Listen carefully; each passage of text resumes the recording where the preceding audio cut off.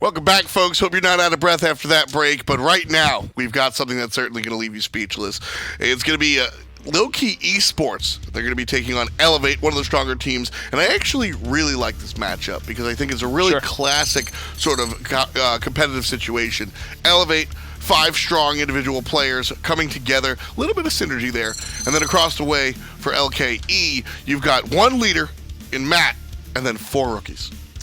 And certainly with a lot to prove. I mean, both teams winning last week, you saw both of them come out very strong, both putting on a good showing in their first match. But you could argue that this is the first real test that both of them are going to face, in the sense that, everyone's trying to flesh out where they're at as a team. But both of these teams winning week 1, this is going to be your toughest challenge, facing the other team who found success. Exactly. And the reason I bring up the composition of these squads, the 4 rookies and 1 general leader and 5 kind of Voltron individuals, is because they're 2 very different approaches to the game, but at the same time, we've seen the very similar levels of success. Right. And I think that's one of the things that makes Paladins so exciting, is the fact that you can approach the game multiple different ways. We've seen, how many teams here today with 3, maybe even 4 different approaches to both roster, and then even more some ad nauseum when it comes down to strategy. So this is the beauty of the game. Now we get to see which team winds up on top here. Which way are you leading? I was going to say, I like Elevate in this situation. I mean, it's a team that in the past has had a lot of success on their own. A lot of the guys on their rosters have been to LANs previously, which is, a big benchmark in the console league. So initially, I lean towards Elevate, since they've been there, they've done that, in the sense that they've already found their success, and Lowkey Esports has some of those guys as well. Sure, but when you have 5 members of a roster who have already found that success, 5 greater than 3, I guess you could say. Simple. We're doing simple math up here. 5 greater than 3 in my eyes. I give it, without looking at picks and bans, initial edge to Elevate. Well, we'll see if that all kind of winds up. I'm going to sit here and divide and conquer and look the other way. Lowkey Esports is a squad that, I think there's something to be said about the unknown. I was talking about it earlier with one of the rookies that was playing Barrack, and he had an unorthodox style of play, and sometimes the unorthodox, sometimes all you need is to surprise the opposition. So we'll see if Elevate are sitting there ready, or if Lowkey Esports can kind of handle it. Map on the way. I'm very curious to see where these teams will land. We have seen a nice smorgasbord of picks, and one more time, it'll be the Jaguar Falls. Jaguar Falls. Jaguar. I can't say it without immediately losing it. Something about that word that now we've said it so many times today, it just doesn't make sense to us. The key is to really milk the J. Jaguar. And notice Shattered Desert getting banned out on the side of Lowkey Esports, which is not something we've seen before.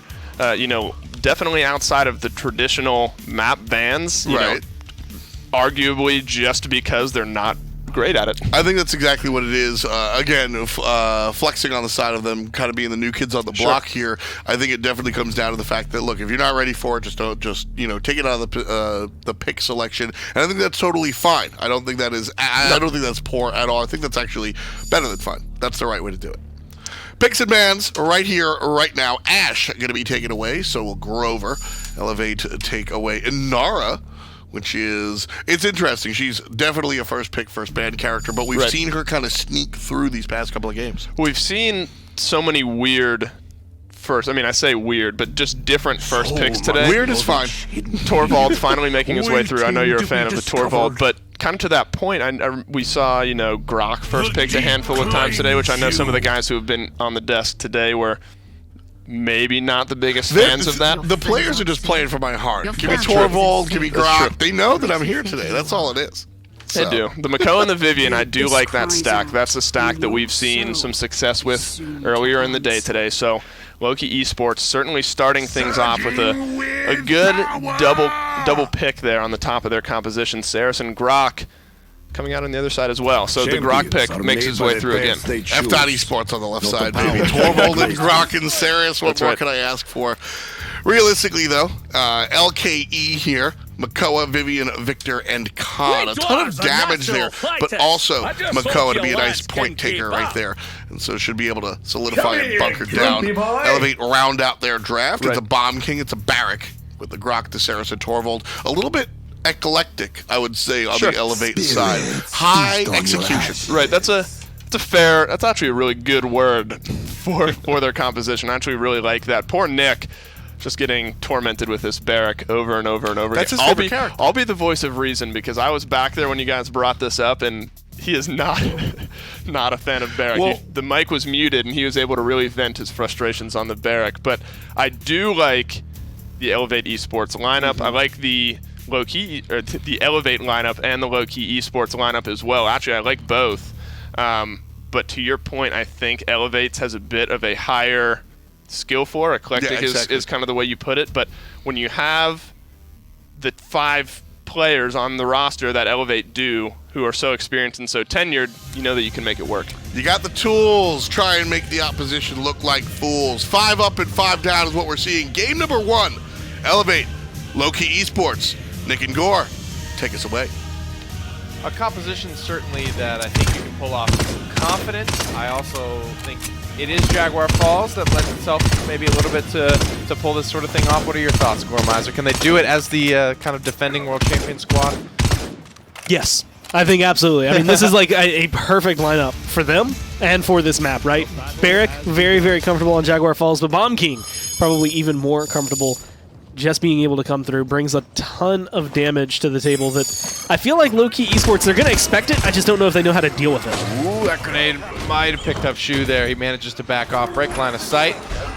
And again, the thing of the day here is to pull off these death ball types of comps, you have to be very confident there. Emmett Payne brings the thunder and just handles Vivian early on in this fight. Meanwhile, Elevate are parked on the objective the entire time. Bomb King is in his element right now, people. This is the perfect range to play at with the King, because you can't really miss. If you do, it's a bit of an issue for you as a Bomb King player, but right now Elevate are off to the races here. Hook's going to miss 93% on the point, Gormizer. I don't know if this one's getting turned around. I mean, doing whatever he can. Makoa just trying to stand on the point at least for a second and get the overtime, but I mean, overtime can only buy you so much. You need someone else to come in and fill that zone, and they're going to be able to get a couple kills. That's what you need. Now, they can stagger this out. Stagger this one out. Don't get too antsy about this one, because I think that's the only way you really come back here, but they want to shut it all down. They want to make sure that they are supplanted onto the objective now. Lowkey Esports get the take back at the last possible second. And now, Gormizer, we have an interesting element coming in this fight, because ultimates are starting to come online. And everything that will maybe drive Elevate home, they are about to get a Tempest. They're about to get a King Bomb. They have a lot that gives them the retake, and they're going to pop the Tempest immediately. That's going to give them the healing. It's going to give them the move speed. Can they get in? Can they actually make the difference? It's 99 to 90, and they're the ones touching the point. Oh my god, Elevate snipe it away in the chaos. Great stuff there from them. I can't believe they did. I think it was Exodia. I think I saw him down there on the objective. Not exactly sure if it was or not, but they managed to get it. And Lowkey kind of weren't really looking, and Lowkey still had stuff to fight with too. They had Overpower coming up. That's a free insta-give on Jaguar Falls, especially on the point. They had the Dread Serpent. The Sentinels were available, so they definitely had some more fight left in them. It's just what happens if you take your eye off the ball, and again, you bring it back to the fact that Elevate got so far ahead so early. Yeah, and I mean, Lowkey had the attention. They were trying to win the next fight. They were trying to keep control of the point. But to do it, they left the point open, and they all kind of gravitated towards the kind of right-hand side of the point if you're looking from their perspective. So Lowkey really didn't necessarily give it up to Elevate, but Elevate read the situation perfectly, recognized that they had a lot of room to play with, and then got aggressive with it. Yeah, 1:30 now on the clock. Elevate starting to pick up speed, starting to find some steam, and Makoa, again, he unfortunately just has to do the little suicidal contest thing with Makoa, because when you get inside of the dome shield, or the shell shield, excuse me, it's not really effective, right? I mean, Bomb King's right there just plugging away for 900. It's not the best spot to be. And Khan deleted before he can have a word in as the payload rolls through. Elevate without an ultimate spent. managed to get themselves the 2-0 lead. It was a really, really good point fight from Lowkey Esports till, obviously making sure or not paying enough attention to the point. Yeah. That push did not have anywhere near the same amount of pressure. They have Cool Matt getting tons of damage. Look the Bomb at you, King baby. is actually keeping up right there. I'm more concerned about Saris right now. The best of the rest, if you will. Mr. Shu, Oh, he's putting his name on it. about 12k damage. And I say best of the rest because not at the top of the charts, but he's beating all the other tanks and healers, which is nice. And also a really weird spot, just because I feel like Saris is always I'm going to only right-click, my left-click will never come out. Like, if I do any damage this game, it's kind of a miracle. The fact that he's putting his name in the middle of the pack with everybody else, Yeah. Elevate, that shows, I think, more of their strength as a team than anything. He's out here. Now here comes the Damage Ant Bubble in combination with the Tempest. Gets it off, and another quick 1-2 punch there from Emmett Payne as he rotates around. He'll be looking for his third and fourth. Third is going to have to do for today, though. It's a clean wipe there. Just a couple of ultimates used as well. Lowkey Esports have the ults to get back and maybe get a word in this fight, Gormizer, but currently they're being zoned out.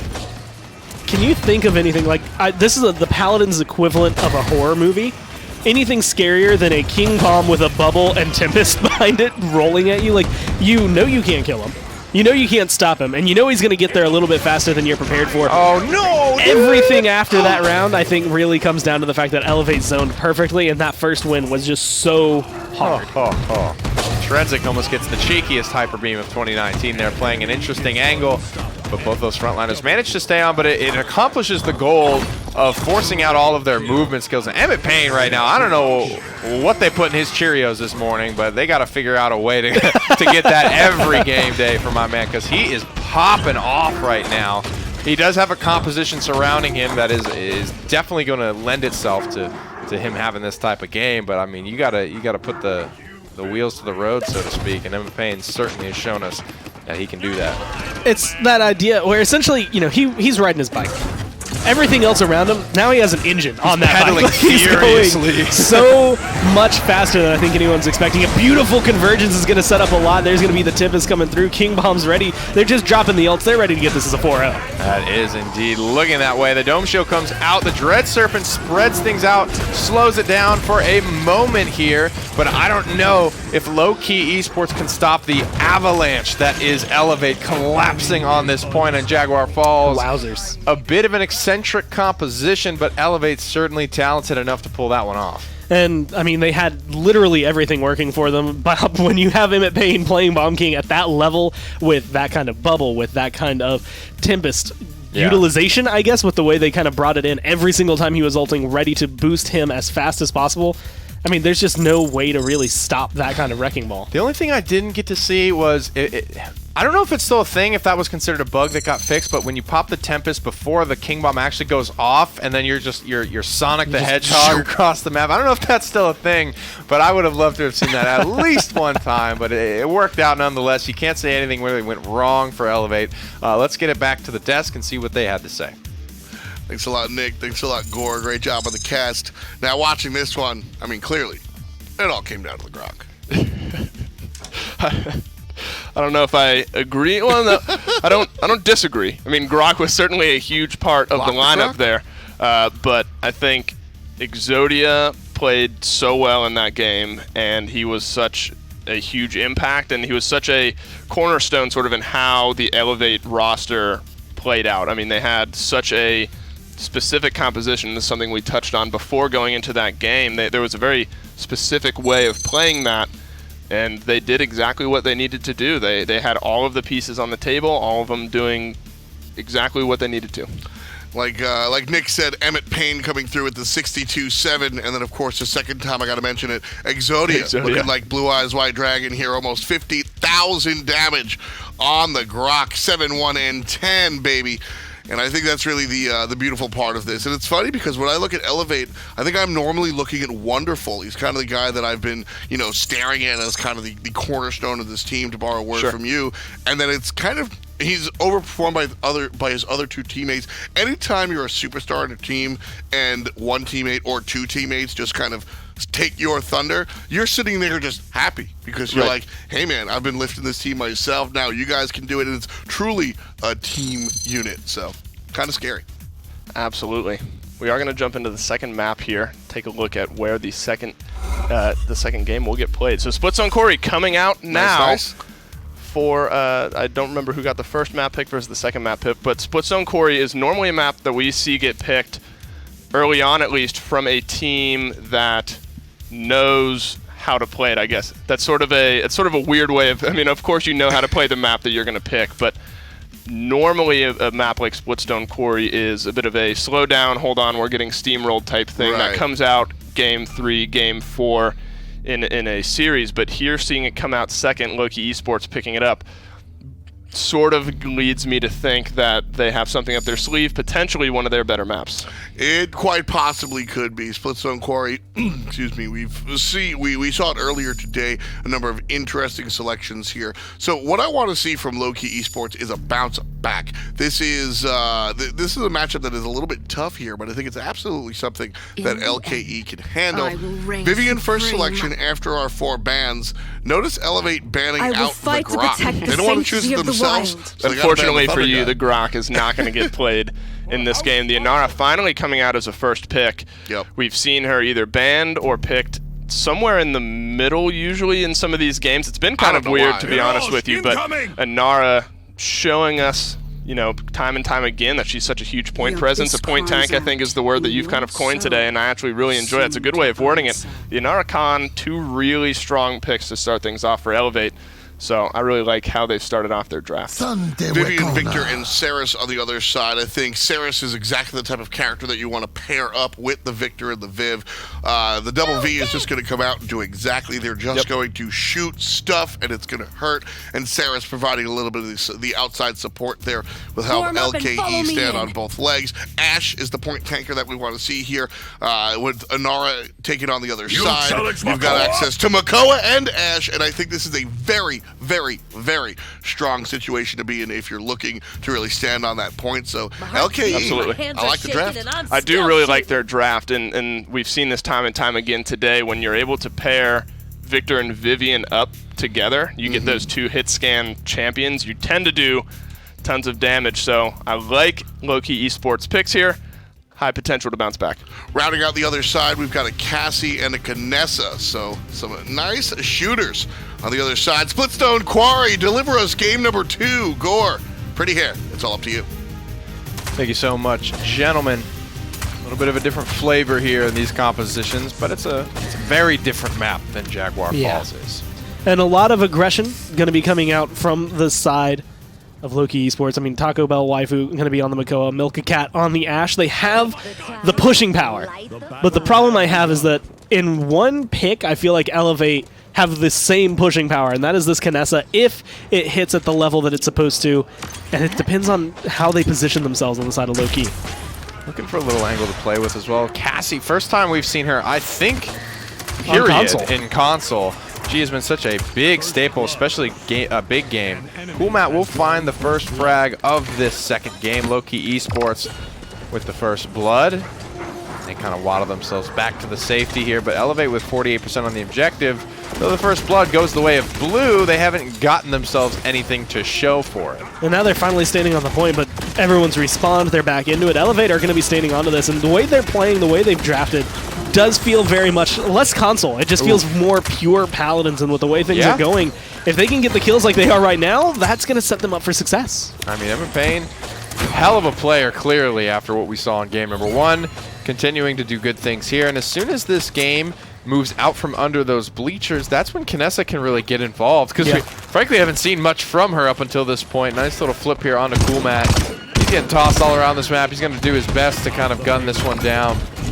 Interesting stat I want to bring up, though, from Blue is that he said Saris and Ash are paired together. They have a 1 in 13 win-loss ratio here in the console league. So if history's going to tell us anything here, Lowkey Esports have drafted themselves a losing number. Not the most winningest duo that you would have come through. Name a more losing duo. Oh, wait. Unfortunately for Saris, I feel like it's just the throughput, and that is going to be a beautiful seismic crash. Almost sets him up perfectly for a quadra, but unfortunately there for Payne, he ends up knocking them across the staircase.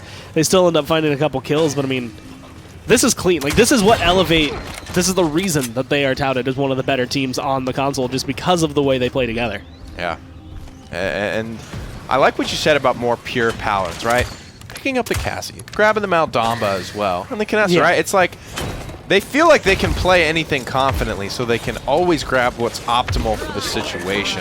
And not to say, you know, what we see on PC is always optimal, because these are very different metas that these guys play on console. So it's interesting to watch Elevate feel like they can break said mold a little bit and pick up what they need to pick up. Also in a good order. I like the order that they drafted the champions in. I'm seeing a lot of early Victors, Vivians, Grox and stuff today, but picking up the front line early seems to be at least the way and the truth and the light in the way of Paladins, and Elevate have kind of gone that way here in this draft. And it gives them the flexibility, I feel like, you miss in some of the other drafts. Like, if you go, let's say, Talus Victor for your first 2 champions, everyone kind of knows what damage you're going to be outputting. They know a way to draft around it. And while they might not have access to the immediate counters, they can try to think about that. Whereas with this, when you go double frontline, you're like, okay, well, we can deal with Inara this way, we can deal with Khan this way, but how do you deal with Kinessa Cassie? You just don't have a way yet. And let the record show that Wonderful was second place in damage for a second. That's really what he's known for as the superstar, is he plays frontline, but his performance is so big and so commanding as he is now back in second, coming up on first if Emmett's not careful. This guy frags. He does it on Inara. He does it on Ruckus. He's been such a commanding force on the front line that can really do it all himself. He'll keep himself alive, move himself to create space, find the frags if his DPS don't do it fast enough. He's going to fall here, and Elevate will fail this first offense, but it certainly looked like a dominant point fight. How do you think this changes now in round 2 with ultimates now in the equation? I start to expect more pressure from Lowkey Esports around the point, actually trying to get on there a little bit earlier. But the problem is the one ult that they would have that I would say gives them the advantage of being able to hold on to that, which would have been Ashe, doesn't really give them that much. So positioning, Mr. Pickles is going to have to do a lot with that convergence. Taco Bell Waifu is going to have to do a lot with that Ancient Rage. These names, bro. And I mean, that's where it comes down to it, right? Mr. Pickles, Mr. Pickles, Taco Bell, I mean, definitely some of the... They're winning the name game, even if they aren't winning the full game. Yeah, some of the best in the business in terms of their names here. Lowkey Esports, having some style about them. Convergence, definitely an ultimate that can instantly win you a team fight if you hit a big one, but it is pretty rare to see one of those actually pull in 3-4 people and the fight just kind of end right then and there. It's very telegraphed. It's easy to see kind of coming. You can block it with anything and everything that will kind of make a line of sight sort of break there. Dread Serpent is going to open this fight. Overpower provides the peel for Cassie.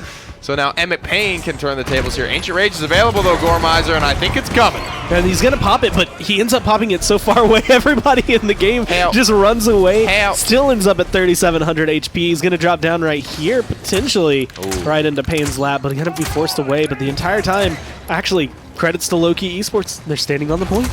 Doing a good job contesting, making sure this problem doesn't get too rough. 1250, big game. Cassie attacking away at Makoa here. Milkacat will be the first one to fall. Makoa looks like he will be joining her shortly. Gets a nice lifeline from Saris there, but blocked out. Perfect wall from Wonderful, dancing on the heads of his enemies. Taco Bell Waifu will end up on the dollar menu. I mean, doing exactly what they want, when they want. Elevate, recognize a maybe bad scenario. They bring and bait this Makoa so deep that he uses his Ancient Rage way too far away from the point, still ends up almost dying, and doesn't feel comfortable or confident enough to get back to the objective in time to help any of his team.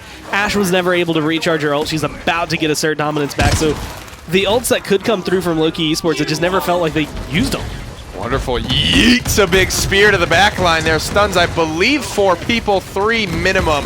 Beautiful wall. The Warder's field goes down. He's doing everything he needs to be doing in this fight, but it still doesn't change the fact that the counter ultimate was great from Milkacat, and he's going to stop the bleeding at a 2-for-1 exchange. Might be able to pick up the Smaldamba here. One more shot's going to do it. Milkacat evens it up 2-for-2. Now in a boxing match with an Inara, which Wonderful so far has been doing really well. You and dirty dog. I had to draw any equivalence to where I've seen an Inara play this aggressive before. The only player I can think of is Oven. Unfortunately for Wonderful, doesn't get the kill there.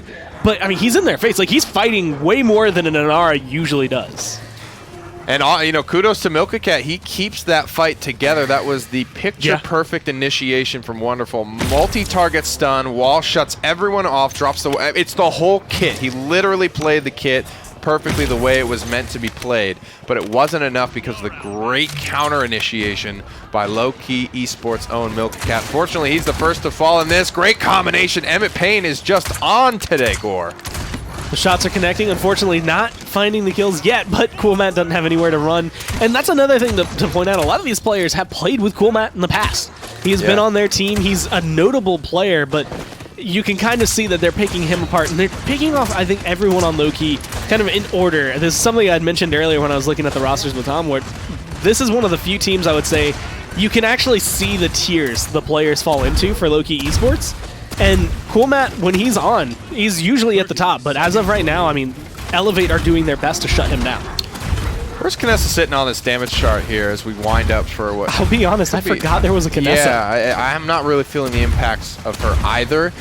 It's one of the things, though, and we'll talk about it later, maybe after this round, as Exodia rips open this first team fight, obliterates Cool Matt. And the Forbidden One now making his rotation, and his presence is known. Another Ancient Rage will come out. That's a big win there. Double kill target swaps here and makes it 3. Great stuff. 2 from Exodia, 2 from Trenzik, and Victor is just forced to sit and watch his friends be fragged. There are no weak cards in his grandpa's deck. Exodia is ready. I love it. He's excited. He's opened up so much for Yu-Gi-Oh! References that I love him. We've got the Yu-Gi-Oh! References locked in today. I mean, Tom had a great one on the desk there. I did my best because I'm not super in the realm. I'd give yours like 10 out of 10. Okay. They've all... Well, mine was the most forced, but that's because I needed to say something. Because I can't let an Exodia go past. Like, I would come home and Katie would yell at me. Yeah. You're the big Yu-Gi-Oh! Guy. I want to see I do play a lot of couple more... What are the Yu-Gi-Oh! Players playing these days? Is there a card game? It's all sort of convoluted. They've added. There's a mobile game. That's the one I play a lot. Gotcha. Well, as we load into what could be the last round here for Splitstone Quarry, Elevate have some ultimates to work with. Just the Scout sitting on at the moment, but getting kind of closest on the Overpower. Big ones used for both squads here, so this could be a pretty raw team fight in terms of just base kits going at base kits. No funny business about it. Hipfire headshot long distance. Doesn't really mean much, but it certainly was cool. And that's kind of what I feel like is the story of Lowkey Esports. Everything they've done, it looks really good. Doesn't really mean much in the grand scheme of things. Unfortunately, right now, they're getting taken down. Victor's going to get aggressive, but this is not a boxing match you can win. Go ahead, peek the sniper. Never try to find that shot. And unfortunately for him, Exodia is going to obliterate. Exodia finds it. Beautiful rotations there. Now we're starting to feel that impact from him. 87% from Elevate, so this could be it. Makoa's going to dive in there like the WWE star that he is, but unfortunately, he could not handle the heat. He got tossed out of the kitchen by Emmett Payne, who's found 2 in this fight. Overtime continuing to burn there. A little bit off the mark of that commander's grab, but Emmett Payne has really kind of blown me away today. I thought he has had an incredible performance. Obviously, Exodia getting involved there down the stretch, but I kind of wanted to just talk about, though she may not have been top on the damage charts, what she does kind of do well is she's there, right? And just because she's there, everyone's sort of forced to fight under the bleachers. And that was where I think the reason you get to see Payne do so much, because everyone's like, okay, I can aim here or I can aim here. Like, there's 2 spots, and that's where everyone is going to be, one way or the other. And if I don't see him, Knessa's got him. It's literally the best of both worlds, because either way, you're driving them to your other's DPS. That's a really great thing. And it's sort of, it's the role player, right? Sometimes that's your role, right? Just the fact you might have to sit there and not shoot anyone for a while, but you are impacting that game in the fact that you do funnel everyone under the bleachers, where Cassie and the rest of your squad can be effective there. And obviously, you saw Exodia start to get bored because he's making a little bit more risky rotations. Very fun to watch. Everybody had incredible moments in that game. Let's get it back up to the desk, though, and keep this set moving. Thanks a lot, my friends. Elevate again, take the victory here. 2-0 so far, of course. A best of 5 on our docket today, so they've got to get one more win to send us home.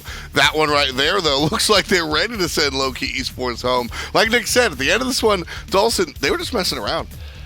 You know, they're really firing on all cylinders right now, and we touched on this before Game 1. They're, a really experienced, tenured team. You see this in the post-game stats. A lot of low death, high damage, high assist players on the side of Elevate, and really just doing super well. That Cassie, Emmett Payne, doing a beautiful job there, really putting the team under his wing per se, and Elevate steamroll through game 2. That is the reason I pick Cassie. That is the reason I want somebody to play Cassie on my team. Right. Shoot him in the face over and over and over again. And if you're not able to do that, don't pick the damn character. If you are able to do that, pass go, collect $200. That's exactly what we see Elevate do this in game number 2. Game number 3 on the way. We'll take a look at the maps here, and it will be Stone Keep.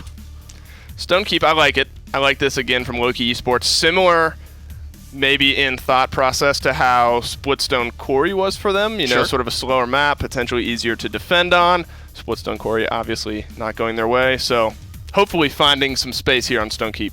P's and B's, pretty please. We take a look at what the characters will wind up looking like. Lowkey Esports on the left side of your console UI, and that of course means first pick, first ban. An interesting look here. If I'm LKE, I am definitely thinking about what went on in game 1 and 2.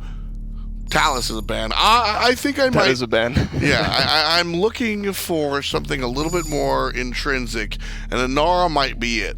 I wanted to see that second layer, that second layer thought process. And although they weren't necessarily, they had the Inara and it didn't really hurt them, I think that by taking Inara off of the board, it opens them up for, again, another Grok first pick, sure.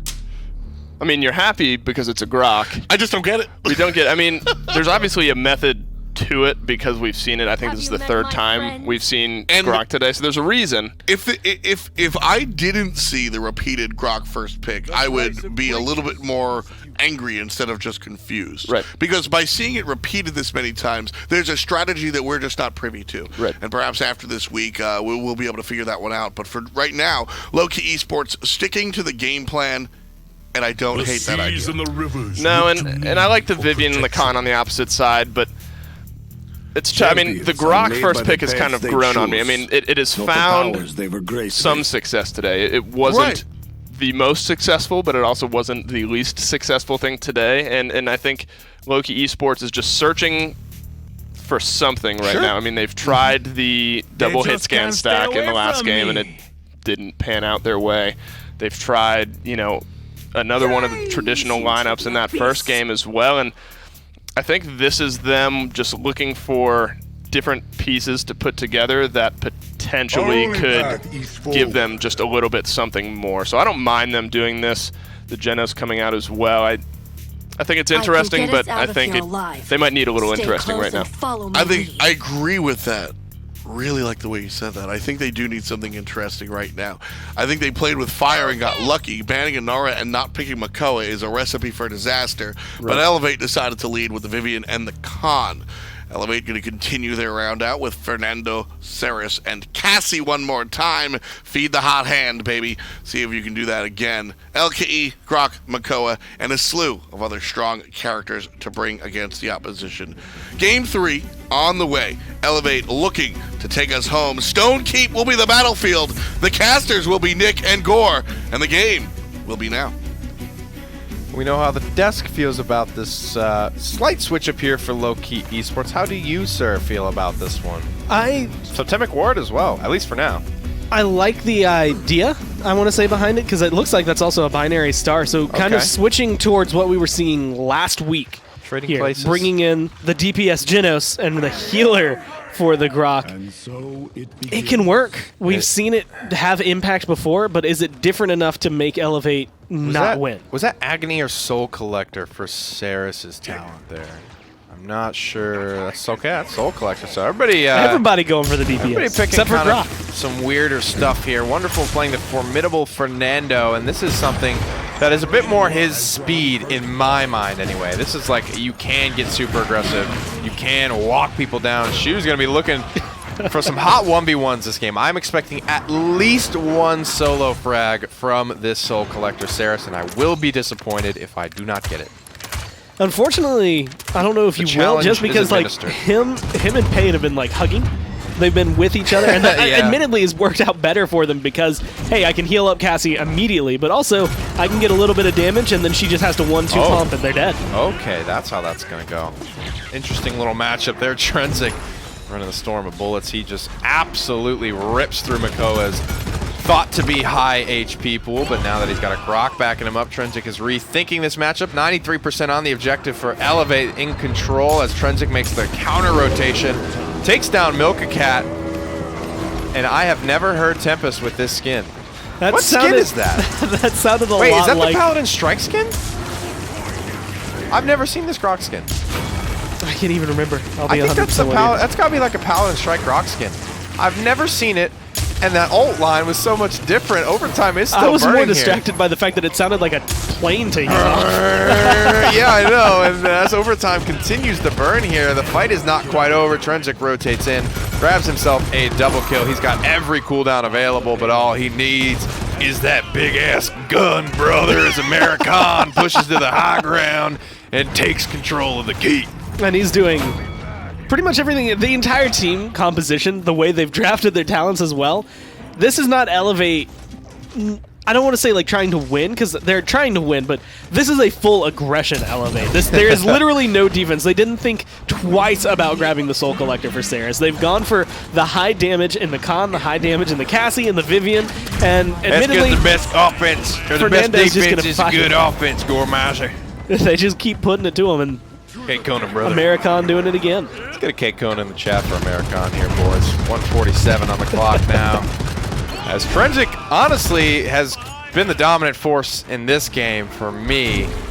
Not quite at the top of the damage charts. That, of course, goes to Wonderful, but it's a tight race. So he's at the top, yes, but he's at the top by about one clip from Trinzik here. And if he gets this full unload onto Makoa, I think Trinzik might just steal back the top spot. But again, this is Wonderful. He's playing a very aggressive style for Nando, and that's what he's known for, is getting aggressive, playing ruckus, getting in your face, walking you down, and making you hate your life. Well, we have the hot intel coming in. That is the reward, the ranked reward skin for the Grok there. So something you can only get if you've been grinding, I guess, as hard as Lowkey Esports has. I'll have to hit somebody up about getting it then, because I have not been on my grind. And again, tries to get off the ground with the Tempest, but Emmett Payne is going to shut him down and then take out Milkacat as well. 5-4-1. Elevate with a lot of ultimates used, to be fair. It looks like they will just quietly roll this one in. Small contest as a couple members from LKE come out of spawn, but all for naught here. Wonderful stays on top of the damage charts, but 5-0 for Trinzik. Still a great flash line. Shu went unkilled and more than likely got more damage than you'd ever really want to see out of a Saris if you're up against him. And the same thing there goes for Trinzik, being able to survive the entire time without dying. I forgot to look for him. I don't know where he is on the damage charts, but I can guarantee it's way higher than a Saris should be. Still haven't gotten my solo kill, Tyler, so I'm expecting to see it below soon. the Genos. Well, that's where you'd want it, right? So Binary Star is he's gonna hit.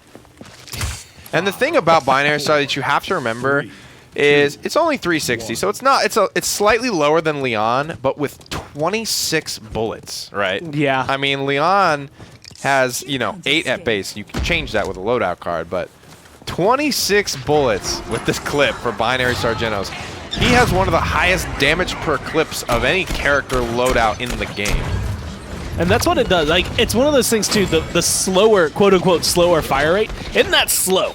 It's still going to hit you pretty hard, a lot faster than you think. Like, yes, compared to like a Storm of Bullets Con, it is the slowest thing in the world, but as far as damage goes, you get a really good, it's that perfect spot where it's not a lot of damage to where you're freaking out about it the first couple bullets, but it gets out of hand very quickly. Overpower will connect with Makoa. Trenzik's going to walk him in, but counter-ulted by G-Pan. Velocity won't save his frontliner, but I like the idea. The G-Pan Velocity is a name that, to me, it has a lot more, like, I guess, memories behind it, because he was another one of those players that was on a team very much like what we're seeing right now, where the team wasn't winning, but he was able to make the plays that were making some of the bigger differences. Here, I feel like you're still in that kind of position. You're still making a good chunk of damage is coming out. Your healing is good. Oof. But Elevate are just that much stronger. They just know what they're doing. They came in with a game plan, and they're executing it and you. I like that. And going back to this first pick Grok thing, I think it's like something they just felt they probably had to take away from Elevate, because you see the way that Elevate can really run away with a game. And when you have such frankly, Grok is a pretty big staple on console. Let's just call it like it is. He always has been, and he might always be.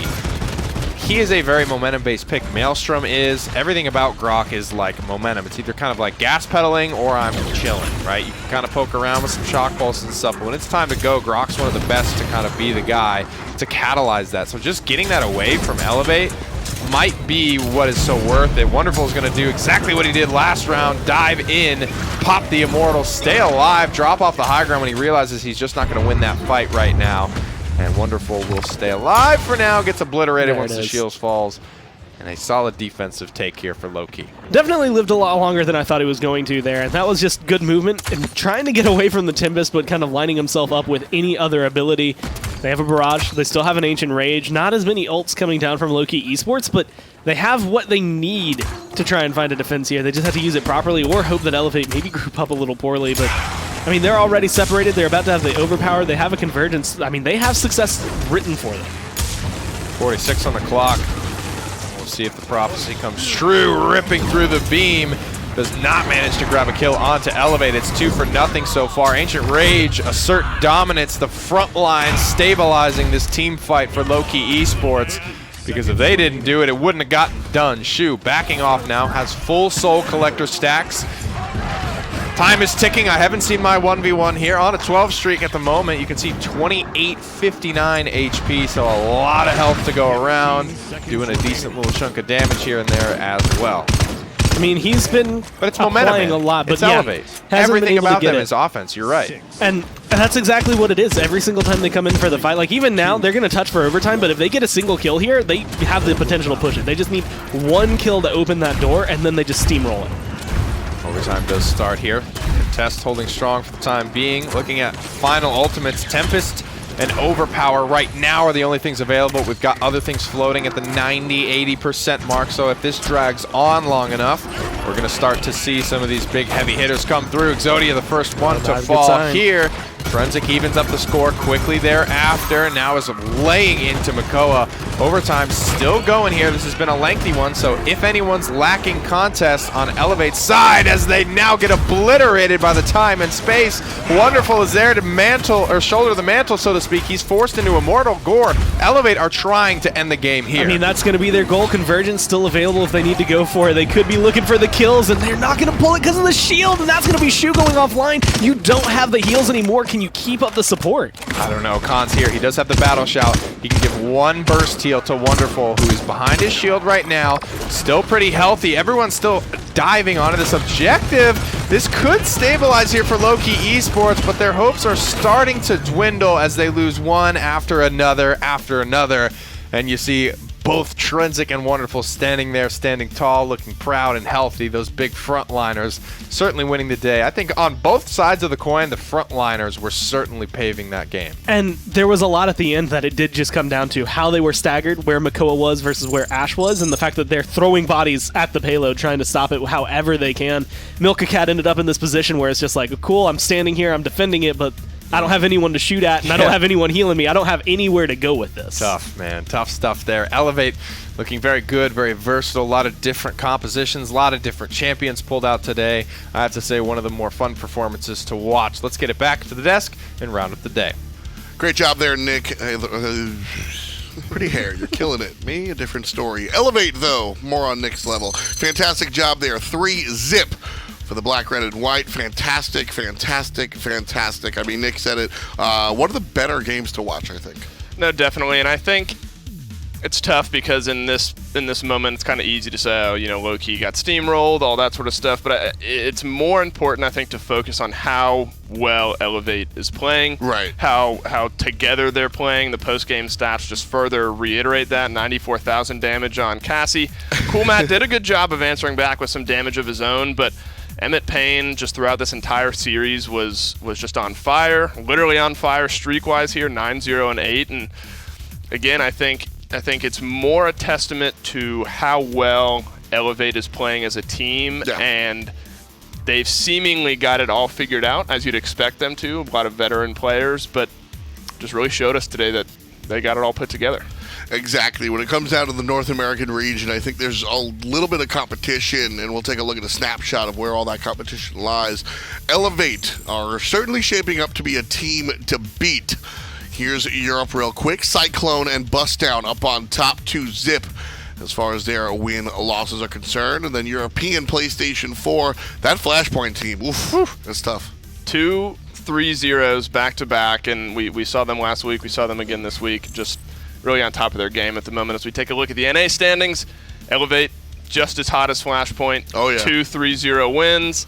Invictus down on the bottom side, slightly less hot because they dropped one game in their series last week to Heating Up. But that's the key there, is that Heating Up, I think, is supposed to be, quote, end quote, heavy air quotes, the number one team, right? And Invictus kind of like sneaking in there and getting one up above them. I think that is the story to keep an eye on, absolutely, for sure. So you definitely want to keep an eye on how everything's going to wind up there.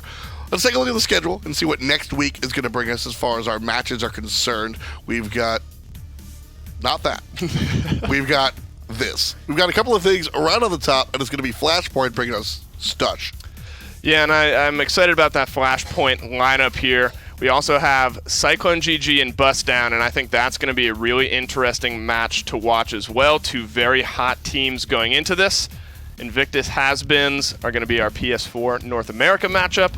Rounding things out for Xbox North America, Elevate EStorm. So a lot of very good matchups next week. I think there's going to be a lot of stuff decided as far as heat checks, how good this team is really doing. We've seen them, elevate. They've won 2 3-0s, but they have a really good team to play against next week. So really looking forward to seeing how a lot of that breaks down. A lot of litmus tests for sure to see where these guys are going to land up, who's the real deal and who's just kind of squealing. So that's what I'm looking at for the console world. Very exciting as far as today went. 3 O's across the board. A couple of contested points here and there, but realistically, just the big and the little. The big and the little, for sure. Both all sides showing a little bit of life here, despite it being mostly 3-0s, and I think that's a big takeaway is despite pretty much 3-0 sweeps, not pretty much, literal 3-0 sweeps across the board, some of the lower teams did show some moments of brilliance that I think they can grasp onto and really try to take advantage of moving forward. Well, that's going to do it for our PCL broadcast. Don't forget, tomorrow is the minor league. You're not going to want to miss that one. For myself, Dolson, Pretty Hair, Goremizer, everyone behind the scenes, and everyone in chat, peace and much love.